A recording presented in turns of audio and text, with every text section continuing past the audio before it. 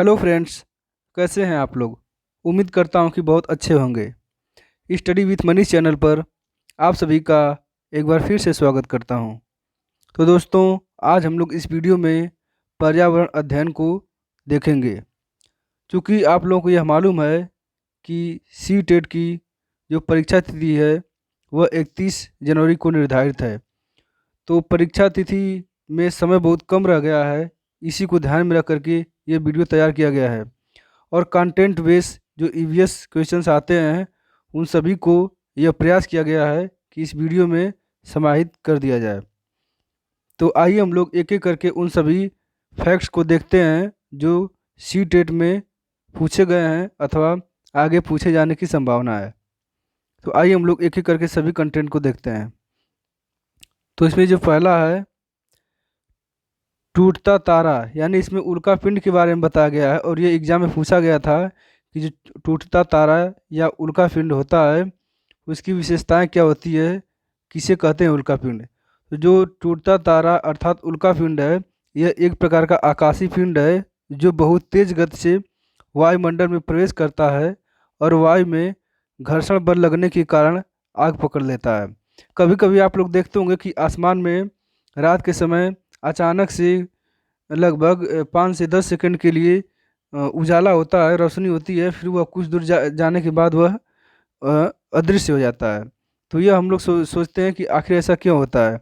तो वह जो होता है वह एक प्रकार का पिंड होता है, उल्का पिंड होता है, जो कि बहुत तीव्र गति से गति करता है। और चूंकि बहुत तीव्र गति से जब वायुमंडल में प्रवेश करता है तो वायुमंडल में जितने भी धूल कण या फिर वाष्प वगैरह हैं इनसे जब उसका घर्षण होता है तो घर्षण के परिणाम स्वरूप उसमें आग पकड़ लेता है। उसी के कारण वह उजाला उत्पन्न करता है, यानी प्रकाशमान होता है। तो टूटता हुआ तारा से प्रश्न पूछा गया था, तो ये उल्कापिंड का विशेषता था। अब अगले तथ्य को देखते हैं। ऐसा सागर, इसमें जो महासागर में जो एशिया महासागर उसमें जो मृत सागर है उसके बारे में पूछा गया था क्वेश्चन, तो उसके बारे में देखते हैं। ऐसा सागर जो सभी महासागरों व सागरों से ज़्यादा नमकीन है मृत सागर के अंतर्गत आता है। मृत सागर समुद्र तल से 400 मीटर नीचे है। इसे दुनिया का सबसे निचला बिंदु भी कहते हैं। इसका घनत्व तो सबसे अधिक होता है, इसलिए इसमें कोई मछली जीवित नहीं बचती है। मृत सागर में प्रचुर मात्रा में खनिज पाए जाते हैं। साधारण जल की तुलना में 20 गुना ज़्यादा ब्रोमीन, 50 गुना ज़्यादा मैग्नीशियम तथा 10 गुना ज़्यादा आयोडीन मृत सागर में पाया जाता है। यानी जो मृत सागर है यह महासागर का सबसे न्यूनतम स्थल है। अब झूम कृषि के बारे में देख लेते हैं। जो झूम कृषि है इससे सी टेट में बहुत बार प्रश्न पूछा गया है और झूम कृषि से रिलेटेड जितने तथ्य हैं उन सभी को हम इसमें देखेंगे। तो आइए हम लोग यह जानते हैं कि झूम कृषि होता क्या है। तो झूम कृषि जो है यह पर्वतीय एवं पठारी क्षेत्रों में की जाती है और यह एक अस्थायी कृषि पद्धति है। अस्थायी का मतलब यह हुआ कि यह जो है एक स्थान पे एक बार जब की जाएगी फिर उसके बाद दोबारा वहाँ पे नहीं की जाती है, फिर वहाँ से जगह चेंज कर दिया जाता है, इसलिए इसको अस्थायी कृषि कहते हैं। यह कृषि प्रायः पूर्वोत्तर भारत में की जाती है जिसमें मेघालय, नागालैंड, मणिपुर आदि प्रमुख राज्य हैं। इस झूम कृषि यह जो झूम कृषि है, झूम कृषि एक आदिम प्रकार की कृषि है। आदिम प्रकार का मतलब यह आदिवासी लोग इस कृषि को अपनाते हैं और ये बहुत प्राचीनतम कृषि पद्धति है जिसमें एक फसल कटने के बाद जमीन को कुछ साल तक आराम करने देते हैं, उसमें खेती नहीं करते। इस जगह जो बांस या जंगल उग जाता है उसे उखाड़ते नहीं हैं, बस गिराकर जला देते हैं। यह राख जमीन में खाद का काम करती है।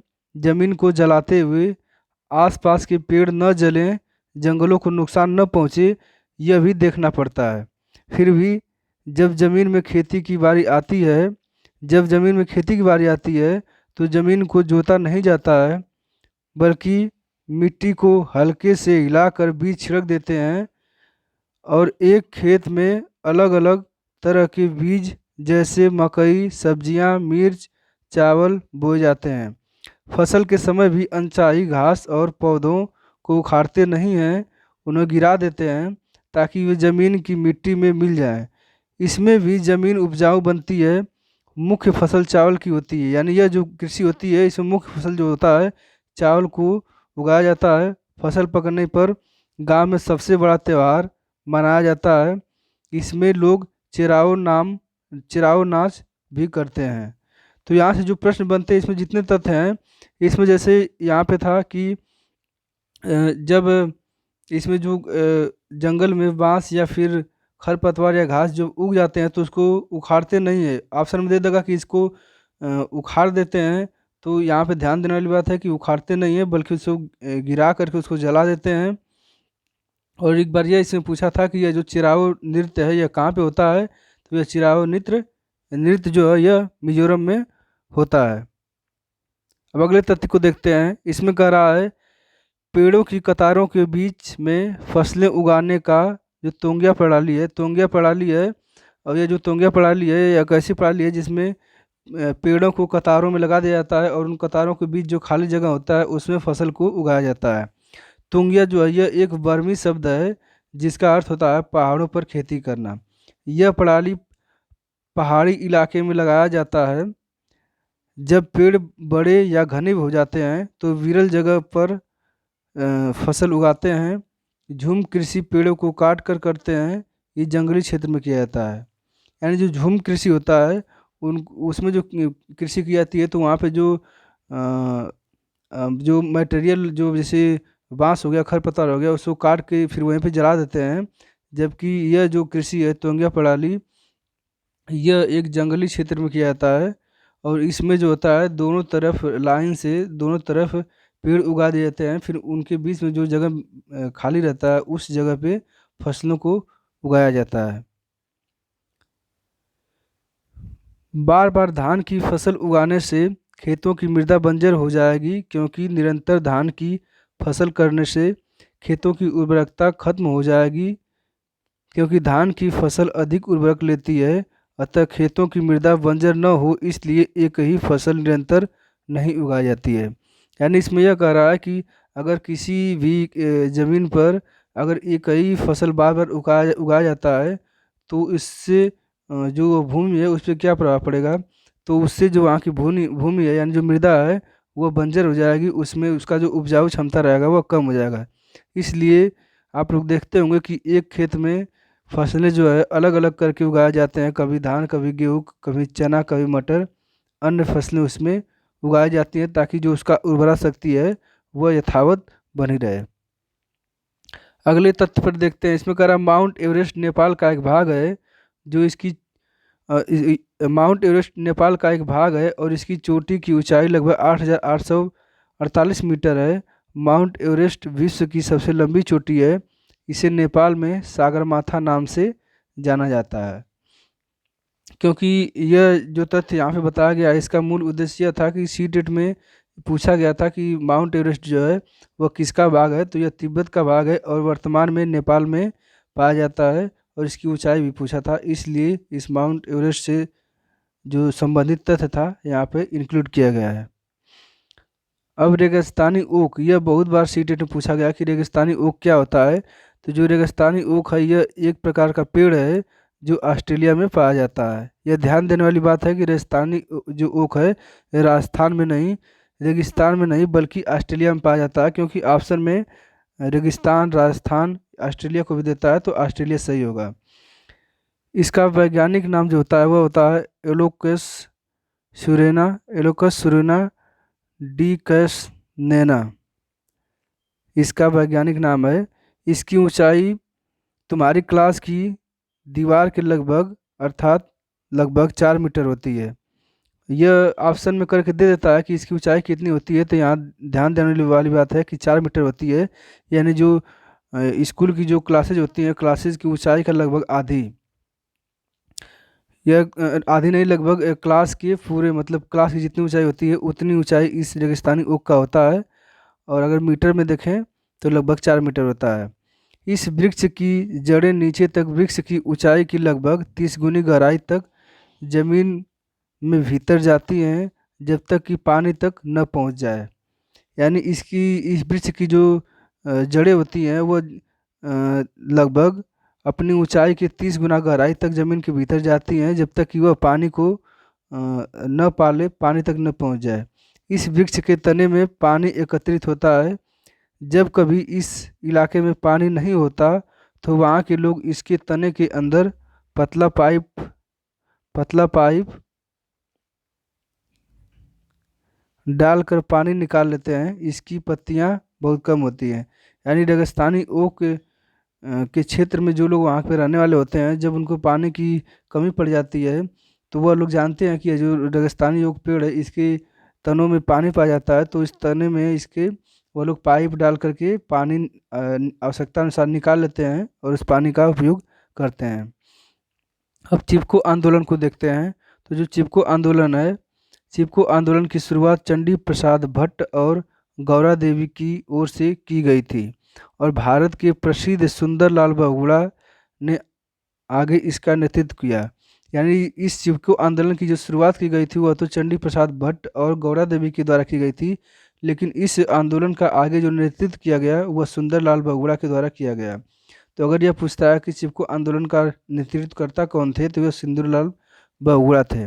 सुंदरलाल बहुगुणा को वृक्ष मित्र और गौरा देवी को हम चिपको विमन के नाम से जानते हैं। यह आंदोलन हिमालय की ऊंची पर्वत श्रृंखला में गढ़वाल मंडल के चमोली जिले के रेनी नामक गांव में हुआ था और इसकी शुरुआत 1973 ईस्वी में हुई थी। यहाँ ध्यान देने वाली बात यह है कि जो चिपको आंदोलन था, इसमें जो वहाँ की महिलाएं होती थी वृक्ष को बचाने के लिए वृक्ष पे चिपक जाती थी, चिपक करके खड़ी हो जाती थी, जिससे जो वहाँ के व्यापारी लोग वृक्ष को काटने वाले आते थे वह वृक्ष को नहीं काट पाते थे। तो इसी तरह का आंदोलन पूरे देश में चला और यह खास करके उत्तराखंड से यह आंदोलन शुरू हुआ था। तो चूंकि औरतें इस वृक्ष को पकड़कर चिपक जाती थी, इसीलिए इसको चिपको आंदोलन कहा गया। अब अगले तथ्य को देखते हैं। इसमें कहा लकड़ी, गोबर तथा अन्य किसी भी प्रकार के जीवाश्म ईंधन को प्रयोग करने या जलने से उसमें कार्बन मोनोऑक्साइड निकलती है जो हमारे स्वास्थ्य के लिए हानिकारक है। अगर यह लगातार प्रयोग किया जाए तो यह हमारी श्वसन नली में जमा हो जाता है, जिससे अनेक बीमारियां होने का खतरा बढ़ जाता है। यानी इसमें यह कह रहा है कि गांव की जो महिलाएं जो गोबर या लकड़ी का प्रयोग करके जो खाना बनाती हैं, जो भोजन तैयार करती हैं, अगर इस तरह का ईंधन प्रयोग करके बहुत लंबे समय तक अगर कोई गृहिणी भोजन पका रही है तो उसको किस प्रकार का रोग होने का संभावना बढ़ जाता है। तो इसमें जो आपको मालूम है कि जो जीवाश्म वगैरह होते हैं उनसे कार्बन मोनोऑक्साइड गैस निकलती है। तो जो कार्बन मोनोऑक्साइड गैस निकलती है यह उस मनुष्य जो खाना बनाने वाला होता है उसके श्वसन नली में जाकर जमने लगती है, जिसके कारण उसके श्वसन नली जो होता है वह अवरुद्ध हो जाता है और उसको श्वसन का खतरा बढ़ जाता है। अब अगले तथ्य को देखते हैं। इसमें करा जंगल अधिकार अधिनियम 2007, यानी इसके अंतर्गत क्या प्रावधान लाया गया। तो यह कानून आदिवासियों को जंगल पर उनका हक दिलाता है। जो लोग कम से कम 25 साल से जंगल में रह रहे हैं उनका वहाँ के जंगल और वहाँ पैदा होने वाली चीज़ों पर हक होता है। उन्हें जंगल से हटाया न जाए। जंगल बचाने का काम भी उनकी ग्राम सभा करे। यानी यह जो जंगल अधिकार अधिनियम 2007 है, इसमें यह प्रावधान किया गया है कि जो आदिवासी जिस जंगल में रह रहे हैं अगर वह कम से कम 25 साल तक लगातार उस जंगल में रह चुके हैं तो उसको, यानी वहाँ के रहने वाले आदिवासियों को उस जंगल से जो भी फल वगैरह आते हैं या फिर उनसे जो भी चीज़ें उत्पन्न होती हैं उसका उपयोग वहाँ के आदिवासी कर सकते हैं। यानी इस जंगल से उस वस्तुओं को उपयोग करने के लिए रोका नहीं जाएगा। इस जंगल अधिकार अधिनियम का यही उद्देश्य था। अब अगले तथ्य को देखते हैं। इसमें करा चील, गरुड़ तथा गिद्ध मनुष्य से 4 गुना दूरी तक वस्तुओं को देख पाने में सक्षम होते हैं। यह सीटेट में पूछा गया था कि निम्नलिखित में से कौन से जो है मनुष्य से 4 गुना अधिक दूरी तक देख सकते हैं। तो चील, गरुड़ और गिद्ध यह जो जीव हैं यह मनुष्य से 4 गुना अधिक दूर तक वस्तुओं को देख पाने में सक्षम होते हैं। अब घटपर्णी पौधा जिसको निफेंथिस बोलते हैं इसके बारे में देख लेते हैं। जो घटपर्णी पौधा होता है घरपड़ी पौधों की पत्तियां पूर्ण रूप से या उनका कुछ भाग सुराही के आकार का होता है, जिसकी लंबाई 1 इंच से 1 फीट तक देखी गई है। ये पौधे मेढकों, कीड़ों मकोड़ों और चूहों को चालाकी से फंसाकर खा जाती हैं, जिससे उन पौधों में नाइट्रोजन की आपूर्ति हो जाती है। यानी ये जो घटपड़ी पौधा है, यह पौधा अ, म- मेढकों, कीड़े मकोड़ों और चूहों को चालाकी से फंसा करके खा जाती हैं। सीटेट में यह पूछा गया था कि निम्नलिखित में से कौन सा घटपड़ी पौधा की विशेषता नहीं है, तो इसमें इन सभी विशेषताओं को शामिल करता है और एक ऐसी विशेषता डाल डाल देता है जो घटपड़ी का विशेषता नहीं होता है। तो अगर इस सभी तथ्यों को आप जानते रहेंगे तभी उसको सॉल्व कर पाएंगे। तो यह जो घटपड़ी पौधा होता है, यह मेढकों, कीड़ों मकोड़ों और चूहों को चालाकी से फंसाकर खा जाती है, जिससे उन पौधों में नाइट्रोजन की आपूर्ति हो जाती है। यानी यह घटपड़ी पौधा ऐसा क्यों करते हैं, तो ऐसा इसलिए करते हैं क्योंकि ऐसा करने से उनके अंदर जो नाइट्रोजन की आपूर्ति होती है, वह जो नाइट्रोजन होता है वो भरपूर मात्रा में उसको प्राप्त हो जाता है। अब अगले तथ्य को देखते हैं। इसमें स्लॉथ के बारे में दिया है। स्लॉथ एक जानवर है, तो इसके बारे में पढ़ लेते हैं। यहाँ से भी कई बार प्रश्न पूछे गए हैं। तो यह जो स्लॉथ होता है, यह भालू जैसे दिखते हैं पर भालू नहीं है। यानी भालू के आकार का तो है लेकिन भालू नहीं है। ये दिन के करीब 17 घंटे पेड़ों से उल्टे सिर लटक कर मस्ती से सोते हैं। ये जिस पेड़ पर रहते हैं उसी के पत्ते खाकर पलते हैं, इसलिए इन्हें कहीं और जाने की ज़रूरत ही नहीं पड़ती है। जब ये अपने पेड़ के सारे पत्ते खा लेते हैं तभी वे पास के पेड़ पर जाते हैं। लगभग 40 वर्ष के अपने पूरे जीवन में ये मुश्किल से 8 पेड़ों पर घूमने की तकलीफ उठा पाते हैं। ये सप्ताह में एक बार ही शौच करने के लिए पेड़ से नीचे उतरते हैं।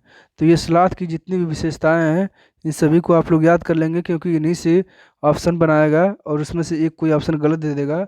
तो इन सभी तथ्यों को अगर आप जानते रहेंगे तभी उसको छांट पाएंगे।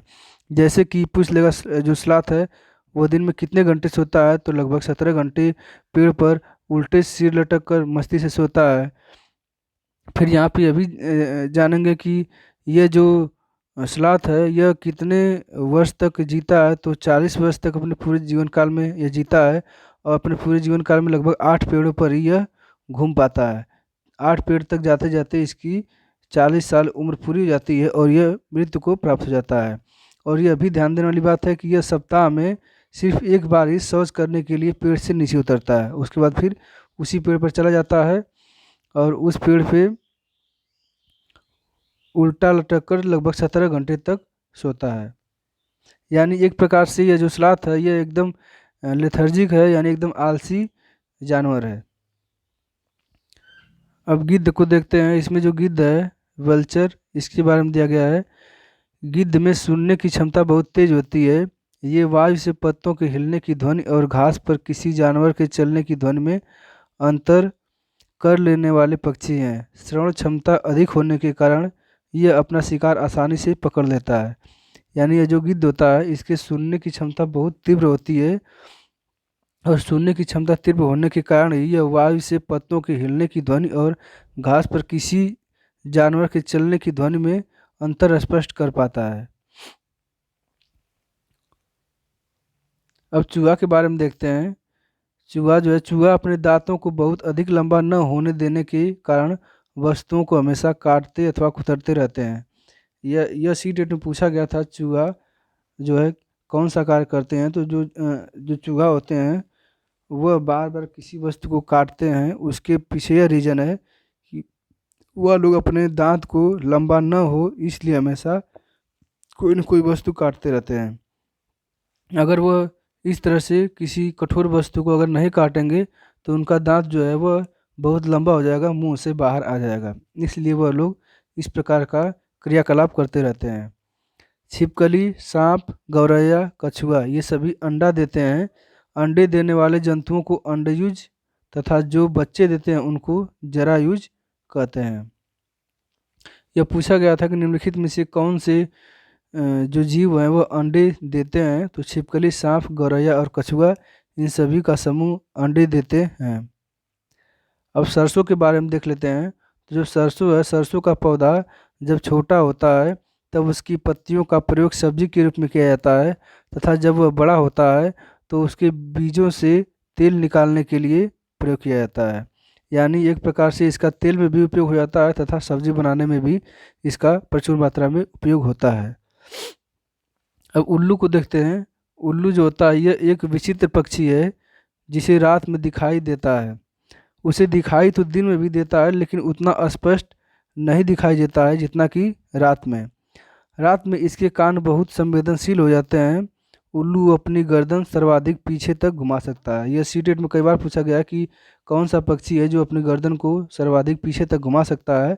तो उल्लू जो है ये अपने गर्दन को सर्वाधिक पीछे तक घुमा सकता है, जबकि जो मैना है वो अपने गर्दन को आगे पीछे अप डाउन हमेशा जो है करती रहती है, यानी आगे पीछे जल्दी जल्दी करते हैं, जबकि जो उल्लू होता है अपने गर्दन को सर्वाधिक पीछे तक घुमा सकता है। और ये सभी जो विशेषता है अभी एग्जाम में पूछा गया है कि कौन सा ऐसा पक्षी है जिसको रात में स्पष्ट दिखाई देता है जबकि दिन में स्पष्ट दिखाई नहीं देता है, तो ये उल्लू है। कुछ जानवर रात में जागते हैं। ये जानवर हर चीज़ को किस कलर में देखते हैं, तो ये काले और सफ़ेद यानी ब्लैक एंड वाइट कलर में ही देखते हैं। यानी जो जानवर रात को जागते हैं, यह जानवर रात को जो वस्तुओं को देखते हैं वो ब्लैक एंड वाइट रंगों में ही देखते हैं। जिन जानवरों के बाहरी कान व शरीर पर बाल होते हैं वे बच्चे देते हैं, जबकि जिन जानवरों के बाहरी कान व शरीर पर बाल नहीं होते हैं वह अंडे देते हैं। यह भी सीटेट में पूछा गया है। यानी जिन जानवरों के बाहरी कान व शरीर पर बाल होते हैं वो अंडे देते हैं, जबकि जिन जानवरों के बाहरी कान व शरीर पर बाल नहीं होते हैं वह अंडे नहीं देते हैं। नहीं नहीं नहीं, जिन जानवरों के बाहरी कान व शरीर पर बाल होते हैं वे बच्चे देते हैं, जबकि जिन जानवरों के बाहरी कान व शरीर पर बाल नहीं होते हैं वह अंडे देते हैं। अब एनसीएफ 2005 के अनुसार पर्यावरण अध्ययन के विषय वस्तु यानी थीम को देख लेते हैं। यहाँ से बहुत बार पूछा जाता है प्रश्न, तो इन सभी थीमों को याद कर लेंगे। तो ये जो विषय वस्तु है एनसीएफ 2005 के अनुसार पर्यावरण का, इसमें 6 विषय वस्तु है। पहला है परिवार और मित्र, दूसरा है भोजन, तीसरा है आश्रय, चौथा है पानी, पांचवा है भ्रमण और छठा है वे चीज़ें जो हम बनाते और करते हैं। और यहाँ पे ध्यान देने वाली बात है कि जो परिवार और मित्र है पहला थीम है, इसको 4 अन्य भागों में यानी उप क्षेत्रों में बांटा गया है। पहला है संबंध, दूसरा है कार्य और खेल, तीसरा है पशु और चौथा है पौधे। ये जो सभी 6 थीम है, इन सभी 6 थीमों को याद कर लेंगे, क्योंकि पूछ लेता है कभी कभी कि निम्नलिखित में से कौन सा थीम एनसीएफ 2005 के अनुसार पर्यावरण में शामिल नहीं किया गया है। तो इसमें पहला पर्यावरण और मित्र, भोजन, आश्रय, पानी, भ्रमण, वे चीज़ें जो हम बनाते और करते हैं। इसमें परिवार और मित्र को 4 भागों में संबंध, कार्य और खेल, पशु, पौधे, इन सभी में बांटा गया है। अगले तथ्य को देखते हैं। इसमें कह रहा है आंवला पालक गुड़ में लौह तत्व की प्रचुर मात्रा रहती है। लौह लवण से रक्त का हीमोग्लोबिन बनता है जो शरीर में ऑक्सीजन का संवाहक होता है। लौह तत्व की कमी से रक्त की यह क्षमता कम हो जाती है जिसे रक्ताल्पता और रक्तता या फिर एनीमिया कहते हैं। यानी एग्जाम में यह पूछा था कि निम्नलिखित में से किस में प्रचुर मात्रा में आंवला पाया जाता है, तो किस में प्रचुर मात्रा में लौह पाया जाता है, लौह तत्व। तो आंवला, पालक और गुड़, इन सभी में लौह तत्व प्रचुर मात्रा में पाया जाता है। और ये जो लौह तत्व होता है इसका मूल जो कार्य होता है वह रक्त में हीमोग्लोबिन की जो मात्रा होती है उसको बढ़ाता है, उसको बनाता है, और हीमोग्लोबिन जो शरीर में ऑक्सीजन होता है उसको पूरे शरीर में ले जाने का कार्य करता है। तो जब किसी के शरीर में हीमोग्लोबिन अथवा लौह तत्व की कमी हो जाएगी तो उसके शरीर के अंदर रक्त अल्पता और रक्तता या फिर एनीमिया यह रोग उत्पन्न हो जाता है। अगला तथ्य है टमाटर, नाशपाती, चीकू, भिंडी, करेला एवं खीरा बीज युक्त होते हैं क्योंकि यह फल हैं जो फूल के रूपांतरण से बनते हैं, जबकि आलू और प्याज जो होते हैं वह बीज युक्त नहीं होते। यानी एग्जाम में यह पूछा था कि निम्नलिखित में से कौन से फल हैं जो कि बीज युक्त होते हैं और कौन है जो बीज युक्त नहीं होते हैं। तो इसमें टमाटर, नाशपाती, चीकू, भिंडी, करेला, खीरा, ये सभी जो है ये बीज युक्त होते हैं, जबकि आलू और प्याज जो होते हैं यह बीज युक्त नहीं होते हैं। एक क्वेश्चन दिया था कि खाना पकाने का तरीका क्या सही होना चाहिए, मतलब खाना पकाने का 3 तरीके दिए हुए थे, उन तीनों तरीकों को सजाना था, मतलब क्रम से उसको रखना था। तो खाना पकाने के जो तरीका है उसमें पहला है सेंक कर, दूसरा है तल कर, तीसरा है भून कर। इसका यही क्रम होगा, सेंक कर, तल कर, भून कर। अगला जो तथ्य है बहुत इंपॉर्टेंट है, लिंग हु फेन। ये पूछा जाता है कि लिंग हु फेन कहाँ की प्रमुख डिश है तथा इस प्रमुख डिश में क्या मिलाया जाता है। तो ये जो लिंग हु फेन है यह सांप से बनने वाला हांग कांग की एक प्रमुख डिश है। अगला तथ्य जो है वह है भोजन बनाने का सबसे अच्छा तरीका यह है कि सबसे पहले सब्जी को अच्छी तरह से धो लें, फिर उसे काटें। यानी एग्जाम में पूछा गया था कि सबसे अच्छा तरीका सब्जी बनाने यानी भोजन बनाने का क्या होता है। तो सबसे अच्छा तरीका यही होता है कि जो सब्जियां होती हैं उनको पहले धो लें, उसके बाद उसको काटें, ताकि जो भी उसमें विटामिन होते हैं वह पानी में बहे ना। फिर अगला जो है रेफ्रिजरेटर में किसी पदार्थ को रखने का कारण यह है कि कम तापमान पर रोगाणु निष्क्रिय होते हैं। यानी इसमें यह पूछा था कि ये जो रेफ्रिजरेटर यानी जो फ्रिज में किसी भी पदार्थ को रखते हैं तो इसमें फ्रिज में रखने का मूल कारण क्या होता है। तो फ्रिज में किसी भी वस्तु यानी किसी भी पदार्थ को रखने का मूल कारण यह होता है कि जो फ्रिज के अंदर जो तापमान होता है वो बहुत कम हो जाता है, और कम तापमान पे जो रोगाणु होते हैं, जो बैक्टीरिया होते हैं, जो वायरस होते हैं, वह एकदम निष्क्रिय हो जाते हैं, इनएक्टिव हो जाते हैं, जिसके कारण जो उसमें पदार्थ रखते हैं वह खराब नहीं होता है। अब विटामिन के बारे में देख लेते हैं। तो जो विटामिन है ये विटामिन रासायनिक रूप से कार्बनिक जटिल कार्बनिक यौगिक होते हैं तथा ऐसे पदार्थ हैं जो हीनताजन्य यानी डिफिशियंसी रोगों से बचाव करने के लिए थोड़ी मात्रा में आवश्यक होते हैं। जो विटामिन होते हैं ये ऊर्जा प्रदान नहीं करते हैं, क्योंकि एग्जाम में अभी पूछा जाता है कि जो विटामिन होते हैं क्या ये ऊर्जा प्रदान करते हैं। तो विटामिन ऊर्जा प्रदान नहीं करते हैं, लेकिन मानव शरीर की जो उपापचयी क्रियाएं हैं, जो मेटाबॉलिज्म क्रियाएं होती हैं, उनमें यह सहायता प्रदान करते हैं। और जो रोग होते हैं, किसी कमी से जो रोग होते हैं, उन हीनताजन्य यानी डिफिशियंसी रोगों से ये बचाव करने का कार्य करते हैं। अगला जो तथ्य है उसमें यह पूछा गया था कि जो भारोत्तोलक होते हैं उनको जो बॉडी बनानी होती है, तो उसके लिए मांसपेशियों को बनाने के लिए उनको कौन से आहार का अधिक सेवन करना चाहिए। तो भारोत्तोलकों को प्रायः ज़्यादा मांसपेशियाँ और बॉडी मांस बनाने की आवश्यकता होती है। इसके लिए उन्हें ऐसे आहारों का सेवन करना चाहिए जो प्रोटीन युक्त हों। सोयाबीन, चना एवं मक्का प्रोटीन के मुख्य स्रोत माने जाते हैं। जो सोयाबीन है इसमें सबसे अधिक प्रोटीन पाया जाता है। तो सोयाबीन, चना एवं मक्का प्रोटीन के मुख्य स्रोत माने जाते हैं। प्रोटीन की कमी से क्वाशियोरकर नामक रोग हो जाता है, जिसे सूखा रोग भी कहते हैं। यानी जो प्रोटीन है, यहाँ पे ध्यान देने वाली बात यह है कि कई बार एग्जाम में यह पूछता है कि प्रोटीन की कमी से कौन सा रोग उत्पन्न होता है। तो प्रोटीन की कमी से क्वाशियोरकर नामक रोग उत्पन्न हो जाता है, जिसे सूखा रोग भी कहते हैं। और जो भारोत्तोलक होते हैं, जो भार उठाने वाले होते हैं, वेट लिफ्टर होते हैं, उनको बॉडी मास बनाने के लिए उनको प्रोटीन युक्त पदार्थों को खाना चाहिए, यानी उसका सेवन करना चाहिए।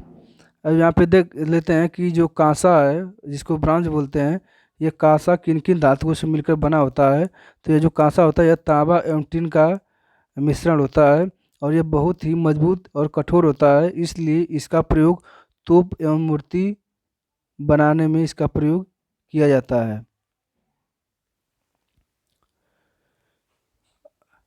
एक है पोचमपल्ली।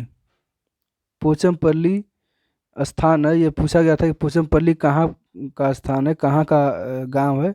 जो पोचमपल्ली है ये आंध्र प्रदेश का एक गांव था। यहाँ साड़ियों की बुनाई की जाती है। पोचमपल्ली पहले आंध्र प्रदेश में था, लेकिन अब यह तेलंगाना, चूँकि आंध्र प्रदेश से तेलंगाना अलग हो गया, तो अब यह पोचमपल्ली तेलंगाना का एक हिस्सा है। मनाली देखते हैं कि मनाली में किस प्रकार के घर घर बनाए जाते हैं। तो जो मनाली है, पत्थर या लकड़ी से बने ढालू छतों वाले घर मनाली में बनाए जाते हैं, जबकि राजस्थान में मिट्टी के घर जिनकी छतें कटीली झाड़ियों से छाई होती हैं। राजस्थान के जो घर होते हैं वह मिट्टी के घर बनाए जाते हैं जिनकी जो छतें होती है वह कटीली झाड़ियों से छाई हुई रहती हैं। और असम में जो होता है, असम में जो घर बनाए जाते हैं वहाँ पे बांस के खंभे पर बने ऊंचे उठे हुए घर बनाए जाते हैं। बांस पे इसलिए बनाया जाता है क्योंकि वहाँ पे अत्यधिक बारिश होती है, अत्यधिक पानी रहता है, इसलिए वहाँ के लोग बांस के खंभे पर ऊंचाई पे उठे हुए घरों को बनाते हैं। अब लद्दाख में देख लेते हैं। तो लद्दाख में जो होता है, यहाँ पे पत्थर के बने घर जिनके फर्श और छतें जो होती हैं वो लकड़ी की बनी रहती हैं। यानी जो लद्दाख में होता है यहाँ के घर पत्थर के बने होते हैं, लेकिन इनकी जो फर्शें होती हैं, जो छतें होती हैं, वह लकड़ी की बनाई जाती हैं। अब फाख्ता के बारे में देख लेते हैं। फाख्ता क्या होता है? तो जो फाख्ता होता है यह कैक्टस यानी नागफनी पौधों के बीच में अपना घोंसला बनाता है। कई बार एग्जाम में यह पूछा गया है कि कौन सा जीव है जो कि कैक्टस पौधों के बीच में अपना घोंसला बनाता है। तो फाख्ता पक्षी ये जो कैक्टस नागफनी कैक्टस यानी नागफनी पौधों के बीच में अपना घोंसला बनाता है, यह सामान्यतः कबूतर के नाम से भी जाना जाता है। यह कोलंबी फार्म्स एवं कोलंबी फार्म्स गढ़ एवं कोलंबिडी कुल का एक पक्षी है। यह जो कोलंबी फार्म्स एवं कोलंबिडी है, यह एक पक्षियों का कुल है, कुल का नाम है, और इसी कुल का यह फाख्ता एक पक्षी है। तो इसमें जो सबसे इम्पोर्टेंट है वो यही है कि जो फाख्ता पक्षी है यह अपना घोंसला नागफनी यानी कैक्टस पौधों के बीच में बनाता है। अब मकड़ी के बारे में देखते हैं। तो जो मकड़ी होता है जिसको इंग्लिश में स्पाइडर बोलते हैं, यह मधुमक्खियों की भांति कॉलोनी में एक साथ नहीं रहती है, जबकि जो ततैया, बर्रा, चींटी तथा दीमक होते हैं ये सामूहिक रूप से बस्तियों में रहते हैं। तो सीटेट में यह पूछा गया था कि निम्नलिखित में से कौन समूह में नहीं रहते हैं?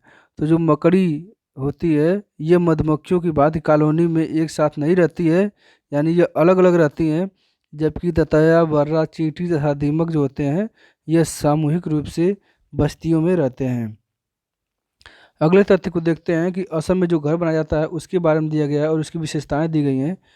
तो यहाँ पर भारी वर्षा यानी असम में भारी वर्षा होती है, इसलिए यहाँ के लोग निम्न प्रक्रिया अपनाते हैं। पहला, मकान मजबूत बांस के खंभों पर बने होते हैं। दूसरा, लकड़ी से निर्मित होते हैं, लगभग 10 से 12 फीट ऊंचाई पर बने होते हैं।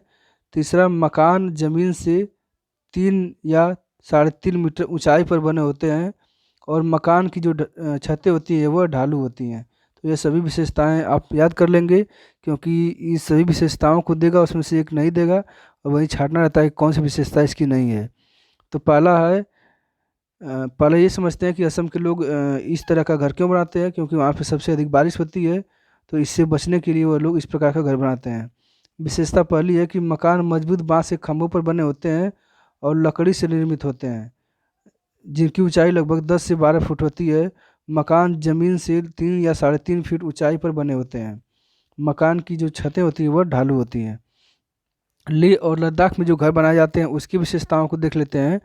तो यह भारत के कश्मीर राज्य में स्थित है, जहाँ ठंड की अधिकता होती है तथा बर्फबारी भी होती है। यहाँ के घर मौसम के अनुकूल बनाए जाते हैं। यहाँ के घरों की विशेषताएं निम्नलिखित हैं। पहला है, घरों के निचली मंजिल में खिड़कियों का न होना, यानी जो लेह और लद्दाख में जो घर बनाए जाते हैं वहाँ पे जो घरें बनाई जाती हैं उसकी निचली मंजिल में खिड़कियाँ नहीं होती हैं, और पत्थर, गारा और चूने से बनी मोटी दीवारें होती हैं, और इनका जो फर्श होता है वो लकड़ी का फर्श होता है। अब कोयला के बारे में देखते हैं। जो कोयला है, कोयला घोंसला नहीं बनाती है, अतः कोयला अपने अंडे कौवे के घोंसले में देती है, और कौवा कोयले के अंडे को अपना समझते हुए उसे सेता यानी पालता है।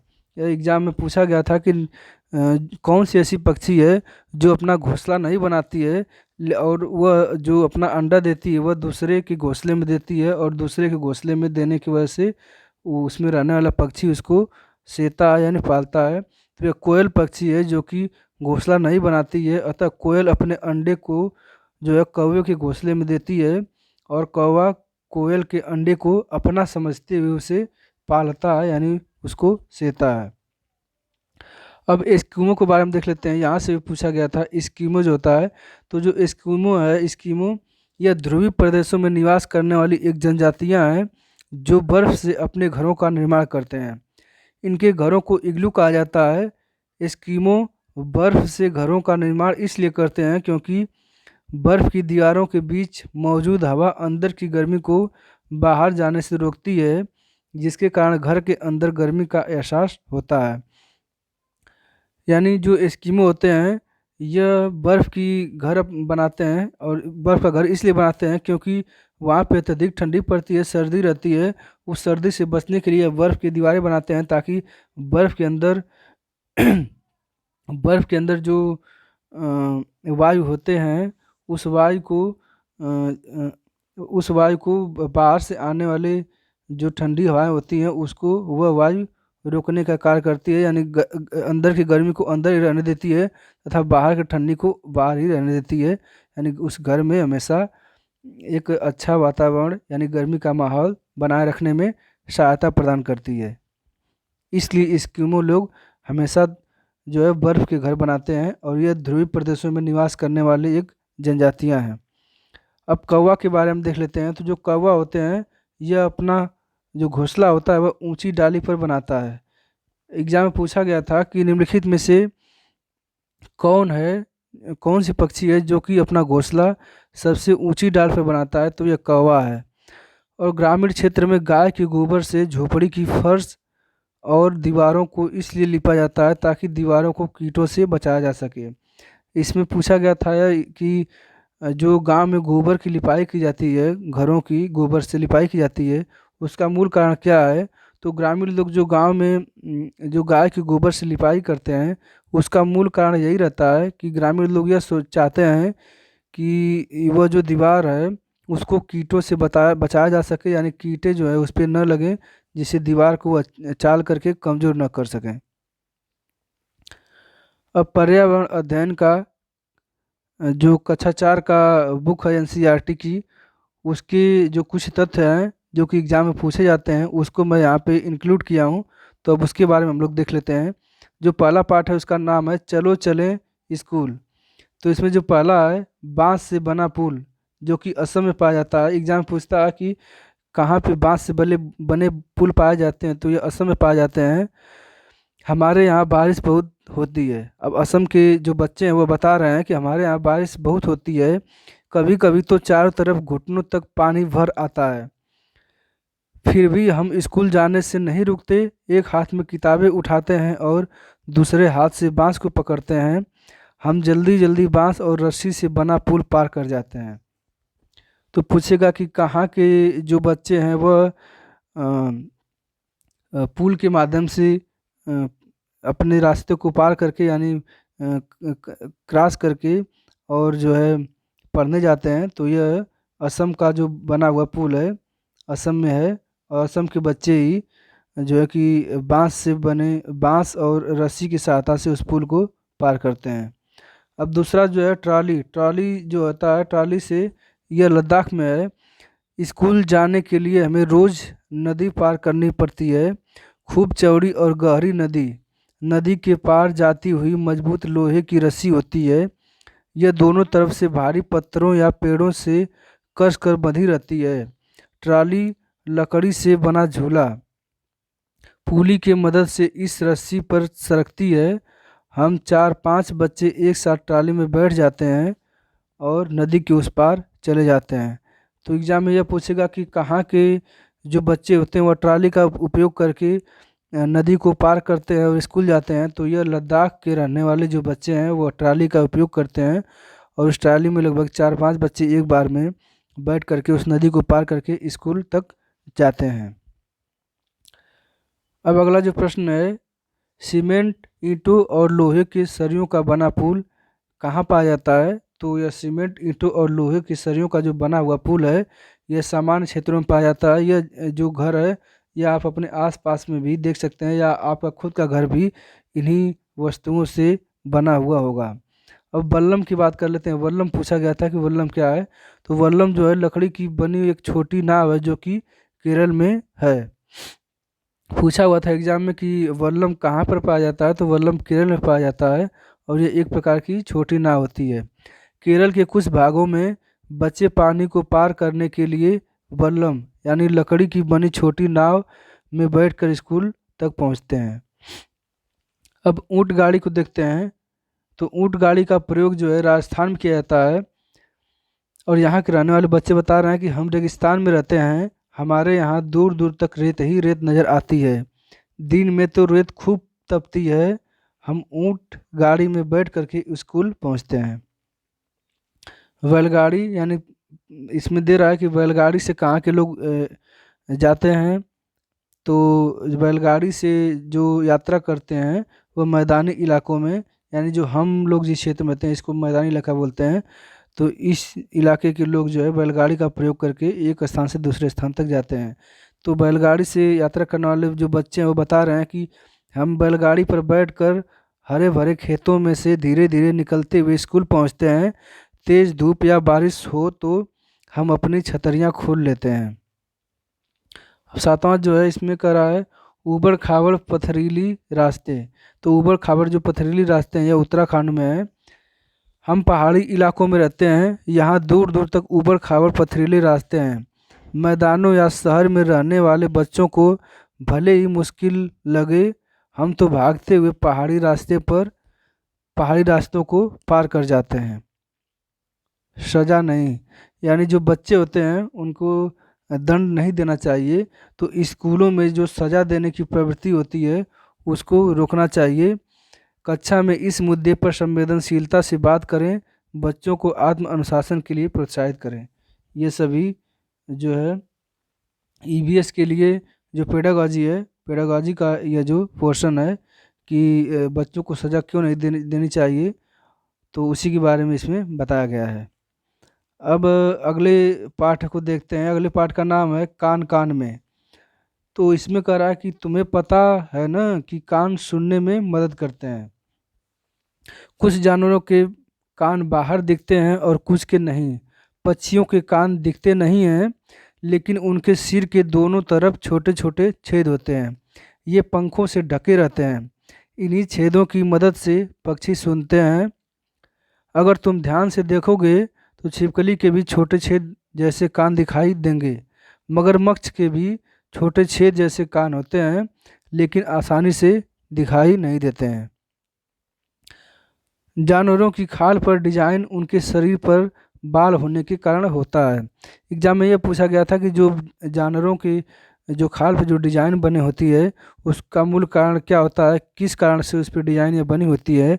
तो जानवरों की जो खाल पर डिजाइन बने होते हैं उनके शरीर पर जो बाल पाए जाते हैं उन्हीं बाल के कारण होते हैं। जिन जानवरों के कान बाहर दिखाई देते हैं उनके शरीर पर बाल होते हैं और वे बच्चे देते हैं। जिन जानवरों के कान बाहर दिखाई नहीं देते हैं उनके शरीर पर बाल नहीं होते हैं और वे अंडे देते हैं। तीसरा है नंदू हाथी, यानी हाथियों के बारे में बताया गया है। तो हाथी के बारे में जान लेते हैं। यह एक बड़ा हाथी एक दिन में 100 किलोग्राम से ज़्यादा पत्ते और झाड़ियाँ खा लेता है। यानी जो एक बड़ा हाथी होता है वह एक दिन में 100 किलोग्राम से ज़्यादा पत्ते या झाड़ियाँ खा लेता है। हाथी बहुत कम आराम करता है। यह एक दिन में केवल 2 या 4 घंटे ही सोता है। ये सभी यहाँ 100 किलोग्राम, यहाँ 2 से 4 घंटे, ये इंपॉर्टेंट है, इसको याद कर लेंगे कि हाथी जो होता है एक दिन में केवल 2 से 4 घंटे ही सोता है। हाथी को पानी और कीचड़ से खेलना बहुत भाता है, इससे उसके शरीर को ठंडक मिलती है। वैसे उसके कान भी पंखे की तरह होते हैं। गर्मी लगने पर हाथी अपने कान हिला करके हवा करता है।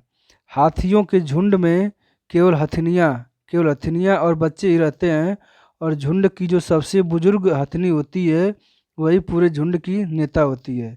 यानी यहाँ पे ध्यान देने वाली अब बात यह है कि जो झुंड की सबसे बुजुर्ग हथिनी होती है वही पूरे झुंड की नेता होती है। एक झुंड में 10 से 12 हथिनियाँ और बच्चे होते हैं। हाथी 14 से 15 साल तक ही इस झुंड में रहते हैं, फिर वे झुंड छोड़ देते हैं और अकेले रहते हैं। अब पार्ट 4 का नाम है अमृता की कहानी। इसके बारे में देख लेते हैं और यहाँ से जो प्रश्न पूछे जाते हैं उसको इसमें इंक्लूड किया गया है। खेजड़ी के बारे में जानते हैं। यह पेड़ रेगिस्तानी इलाके में खूब पाया जाता है। इसे ज़्यादा पानी की ज़रूरत नहीं होती। इस पेड़ की छाल दवा के काम आती है और इसकी लकड़ी को कीड़ा भी नहीं लगता है। इस पेड़ की फलियां, यानी जो इस पेड़ की जो फलियां होती हैं, फलियों को सब्जी के भांति उपयोग किया जाता है। यानी इनकी इस पेड़ की जो फलियां होती हैं उसकी सब्जी बनाई जाती है। इसकी पत्तियां वहाँ पर रहने वाले जानवर खाते हैं। अमृता राजस्थान में जोधपुर के पास खेजड़ली गांव की रहने वाली थी। जानते हो उस गांव का नाम खेजड़ली क्यों था? उसके गांव में खेजड़ी के बहुत से पेड़ थे, इसलिए उसके गांव का नाम खेजड़ी था। अगर पेड़ हैं तो हम हैं। पेड़ और जानवर हमारे बिना रह सकते हैं, पर हम उनके बिना नहीं रह सकते हैं। यानी पेड़ और जानवर और जितने भी जीव जंतु हैं, यह सभी एक दूसरे के पूरक हैं, यानी अंतर संबंधित हैं। पेड़ को बचाने में अमृता सहित 300 से ज़्यादा लोगों ने पेड़ से लिपट कर अपनी जान दे दी। यहाँ के लोग बिश्नोई नाम से जाने जाते हैं। अब पांचवा पार्ट है, इसका नाम है अनीता की मधुमक्खी। इसमें पहला दे रहा आरटी अधिनियम 2009 क्या है। तो यह अधिनियम जो है, यह बालकों को यह अधिकार दिलाता है कि 6 से 14 साल के सभी बच्चों को मुफ्त एवं अनिवार्य शिक्षा प्रदान किया जाए। दूसरा है अनीता खुशवाहा, मुजफ्फर जिले के बोचहा गांव में रहती है, जो बिहार में स्थित है। अक्टूबर से दिसंबर तक का समय मधुमक्खियों के अंडे देने का होता है। ये एग्जाम में कई बार पूछा गया है कि किस समय में जो है मधुमक्खी पालन करना चाहिए। तो मधुमक्खी पालन सब का जो अच्छा समय होता है वह अक्टूबर से दिसंबर तक होता है। मधुमक्खी पालन शुरू करने का सबसे अच्छा समय यही होता है। और लीची के जो फूल होते हैं यह फरवरी में ही खिलते हैं। यह भी इम्पॉर्टेंट है कि किस समय लीची के फूल खिलते हैं। तो यह फरवरी के समय लीची के फूल खिलते हैं। और हर छत्ते में एक रानी मक्खी होती है। रानी मक्खी होती है जो अंडे देती है। छत्ते में कुछ नर मक्खी भी होते हैं। छत्ते में बहुत सारी काम करने वाली मक्खियाँ भी होती हैं। ये दिन भर काम करती रहती हैं। शहद के लिए फूलों का रस ढूंढती हैं। जब किसी मक्खी को रस मिल जाता है तो वह एक तरह का नाश करती है। उससे दूसरी मक्खियों को पता चल जाता है कि रस कहाँ पर है। वे रस से शहद बनाती हैं। छत्ता बनाने का काम भी इन्हीं का होता है और बच्चों को पालना भी इन्हीं का काम होता है। ये न हो तो न छत्ता बने और न ही शहद इकट्ठा हो। शहद के बिना छत्ते की सारी मधुमक्खियां भूखी रह जाती हैं। नर मक्खी छत्ते के लिए कुछ खास काम नहीं करता है। मधुमक्खियों की तरह चींटियां भी मिलजुल करके रहती हैं। सभी चींटियों का काम बटा होता है। रानी चींटियां अंडे देती हैं। सिपाही चींटियां जो होती हैं वह बिल का ध्यान रखती हैं। और काम करने वाली चींटियां भोजन ढूंढकर बिल तक लाती हैं। दीमक और ततैये भी इसी तरह के समूह में रहते हैं। अगला जो पाठ का नाम है वह है ओमना का शहर सफ़र। तो जो ओमना का सफ़र है इसमें देख लेते हैं। जो इम्पोर्टेंट चीज़ है बस उसी को बता रहा हूँ जो कि एग्जाम में पूछा गया है या फिर पूछे जाने की संभावना है। तो गांधीधाम अहमदाबाद और वलसाड़ गुजरात में है। कई बार एग्जाम में यह पूछता है कि अहमदाबाद, वलसाड़ या फिर गांधीधाम यह किस राज्य में है। तो यह गुजरात में है। कोझिकोड जो है यह केरल में है। गोवा से केरल तक के रेल के रास्ते में 92 सुरंग और 2000 पुल है। यह भी एग्जाम में पूछा गया था कि गोवा से केरल तक के रेल के रास्ते जाते समय कितने सुरंग और कितने पुल पड़ते हैं। तो 92 सुरंग और 2000 पुल पड़ते हैं। अब कुछ भाषाएं दी गई हैं और यह देखते हैं कि यह भाषा किस राज्य में बोली जाती है। तो जो मलयालम है यह केरल में बोली जाती है। कोंकणी कर्नाटक, महाराष्ट्र, गोवा, केरल के कुछ हिस्से में बोली जाती है। तथा जो मराठी होता है यह महाराष्ट्र, गोवा, दमन व दीव, दादरा एवं नगर हवेली में बोली जाती है। जबकि जो गुजराती होती है यह गुजरात में बोला जाता है। और जो कन्नड़ होता है यह कर्नाटक, आंध्र प्रदेश, तमिलनाडु और महाराष्ट्र में बोला जाता है। जो मड़गांव है, मड़गांव यह गोवा राज्य में है। और कोट्टायम जो है केरल राज्य में है। मलयालम में वलियम्मा माँ की बड़ी बहन को कहते हैं, जबकि अमुम्मा अपनी माँ की माँ को कहते हैं। फेरी के बारे में देखते हैं। फेरी एक प्रकार की नाव है जिसे लोग एक जगह से दूसरी जगह जाने के लिए प्रयोग करते हैं। यह फेरी का प्रयोग केरल में होता है। अब रेल टिकट के बारे में देख लेते हैं।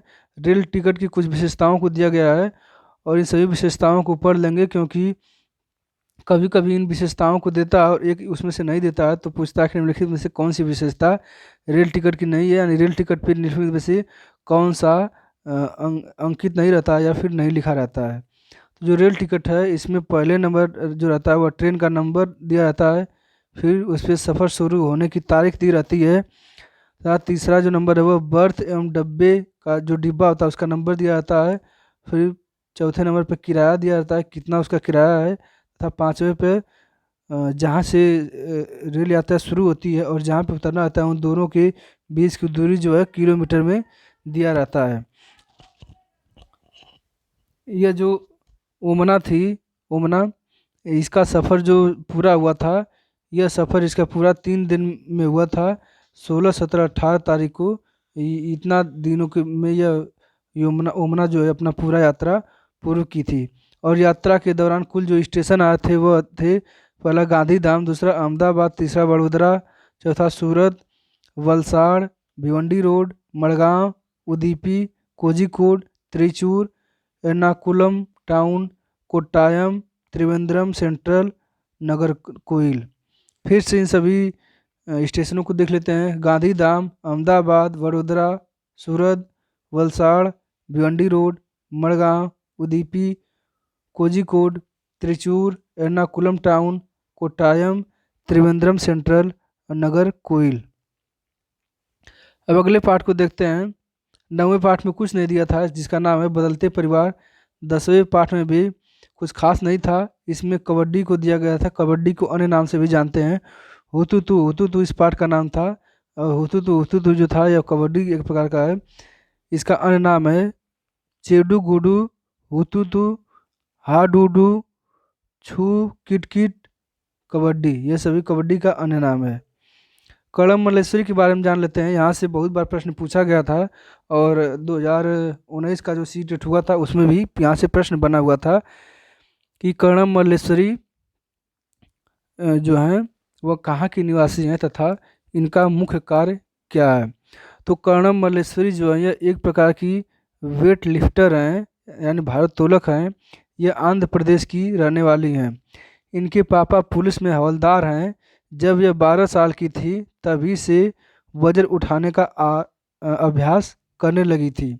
अब वे एक बार में 130 किलोग्राम तक वजन उठा लेती हैं। कर्णम ने भारत के बाहर लगभग 29 मेडल जीते हैं। उनकी 4 बहनें भी रोज वजन उठाने का अभ्यास करती हैं। यानी कर्णम मल्लेश्वरी के बारे में जो जितने तथ्य हैं सभी को याद कर लेंगे। पहला तो यह कि यह एक वेट लिफ्टर हैं और ये आंध्र प्रदेश की रहने वाली हैं, तथा ये 12 साल की उम्र में जो है वजन उठाने का अभ्यास शुरू कर दी थी, तथा यह अधिकतम 130 किलोग्राम का वजन उठा सकती हैं और यह अब तक 29 मेडल जीत चुकी हैं, तथा इनकी 4 बहनें जो हैं यह भी वजन उठाने का अभ्यास करती हैं। ज्वाला, लीला, हीरा मुंबई में रहती हैं। ये तीनों कबड्डी खेलती थी। हीरा कबड्डी की कोच भी आगे चल करके बनी। यानी इन सभी नामों को याद कर लेंगे, कभी पूछ सकता है कि ज्वाला, लीला और हीरा जो हैं वो कहाँ पे रहती थी, तो यह मुंबई की रहने वाली थी और ये तीनों लोग जो हैं यह कबड्डी खेलने से संबंधित हैं। और इसमें जो हीरा थी यह आगे चलकर कबड्डी की कोच भी बनी थी।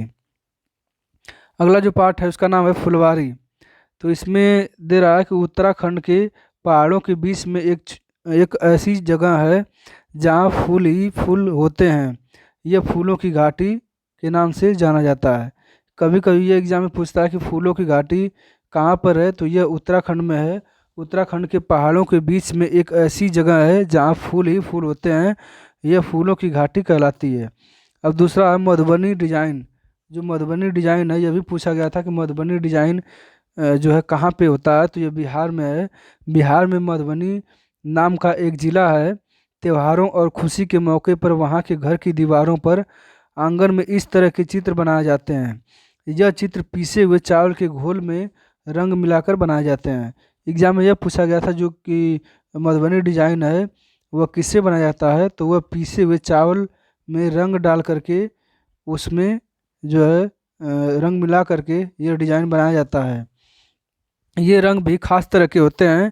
इन्हें बनाने के लिए नील, हल्दी, फूल, पेड़ों के रंग आदि को इस्तेमाल में भी लाया जाता है।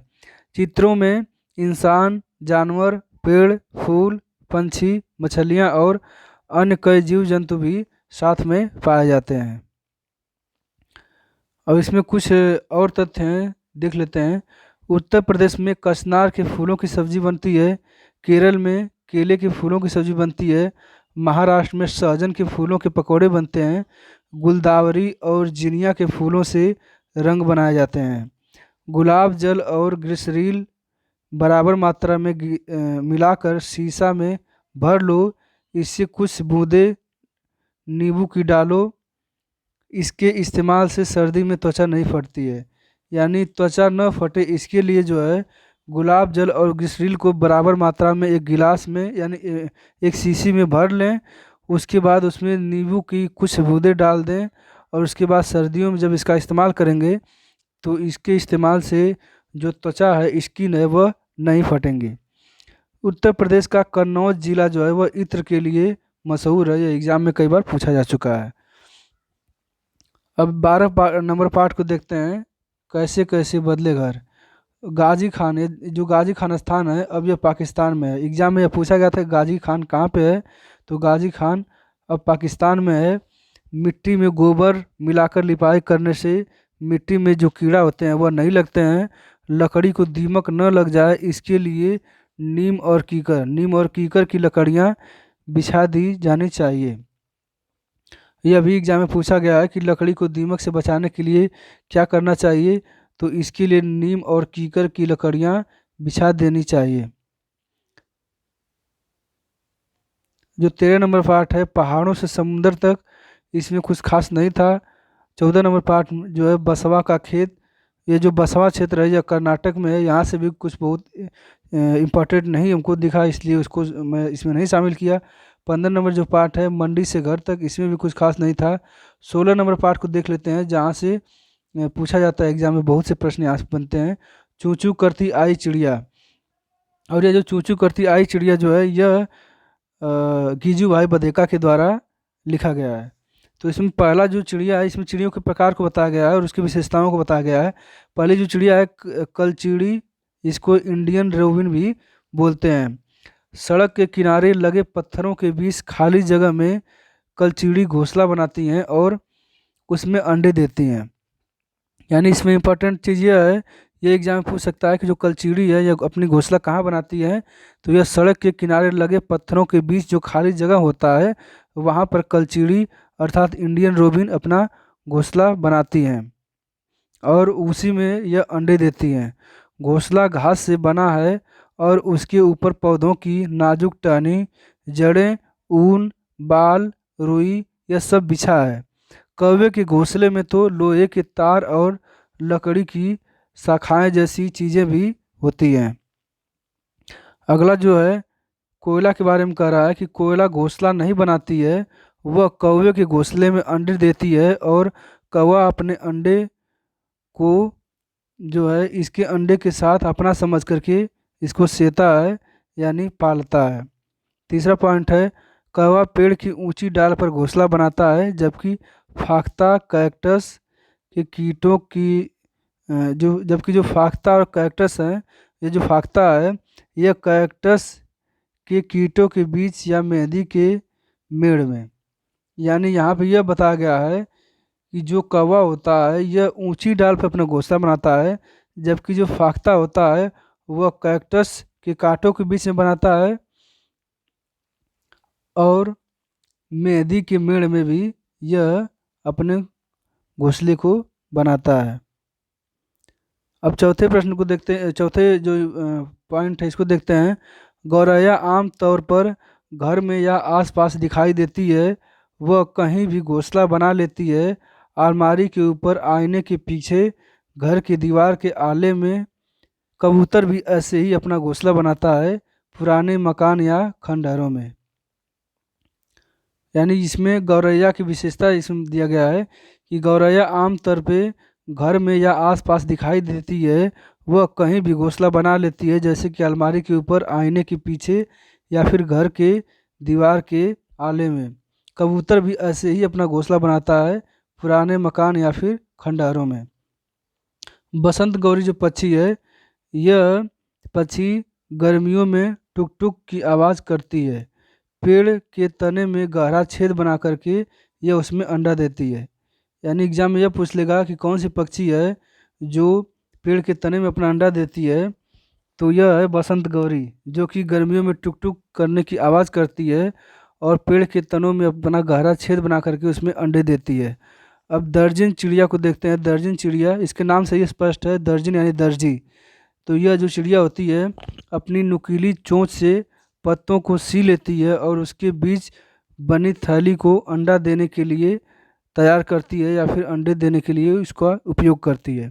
इस प्रकार से जो दर्जन चिड़िया होती है, वह दर्जी का काम करके उसकी जो नुकीली चोंच होती है, उसी से पत्तों को जो है दोनों तरफ से उसको सी देती है।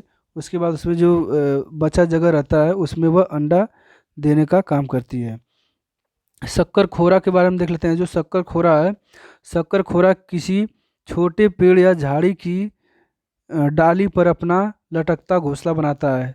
तो यह पूछ सकता है कि एग्जाम में कि लटकता घोंसला कौन बनाता है, तो यह शक्कर खोरा है, जो कि लटकता हुआ घोंसला बनाते हैं। नर वीवर पक्षी के बारे में देख लेते हैं। तो जो नर वीवर पक्षी होते हैं, ये अपने अपने घोंसले बनाते हैं। मादा वीवर पक्षी उन सभी घोंसलों को देखती हैं, उनमें से जो उसे सबसे अच्छा लगता है उसमें ही वह अंडे देती हैं। गिजू भाई बधेका गुजरात में रहते थे। यह भी एग्जाम में पूछा गया है कि गिजू भाई बधेका किस राज्य से संबंधित हैं, तो यह गुजरात राज्य से संबंधित हैं। वे बच्चों के लिए मज़ेदार किस्से, कहानियाँ और पत्र लिखते थे। ये जो चूचू करती आई चिड़िया, जो यह जो पाठ का नाम है, इस पाठ के जो लेखक हैं, जो लिखने वाले हैं, यह हैं गिजू भाई बधेका। तो कंटेंट रिलेटेड जितने भी तथ्य थे, मैंने इस वीडियो में आप लोगों को बता दिया है। अगर कोई त्रुटि हुई हो या फिर कोई सुझाव देना हो, तो कमेंट बॉक्स में कमेंट करके सुझाव दे सकते हैं। बहुत बहुत धन्यवाद।